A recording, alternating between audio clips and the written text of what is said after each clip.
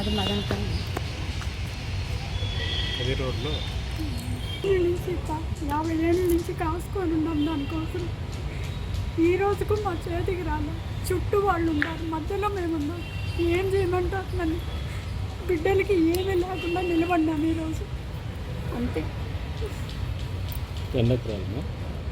9 ముక్కాలు కుంటప్ప అంతే. అదే మాకు ఆస్తి. ఎవరు చుట్టూ ఉండదు? చుట్టూ వచ్చి మాధవరెడ్డి వాళ్ళు కాంపౌండ్ కట్టేసినారు. మీకు కూడా భద్రంగా ఉంటుంది కదా అనేసి అప్పుడు బెదిరించారు. ఇంక మళ్ళీ వాళ్ళ కథే లేదు. కోర్టులో బయట రాలేదు. కోర్టుకి ఇప్పుడు పోయినా కానీ వాయిదాలు పడతా ఉండే. ఇప్పటికి 50 ఏళ్ళు అయింది తీసుకొని. మేము కొన్నోళ్ళు మాకు ఫేవరే, వాళ్ళు ఏం చేయలేకపోతూ ఉంటారు. ఎవరు ఏమి చేయి పెట్టేదానికి లేదు, అట్లా ఉంది. డబ్బు ఇచ్చి కొన్నాంప, డబ్బు ఇచ్చి కొని మేము కాసుకొని ఉన్నాము ఆ స్థలం కోసం.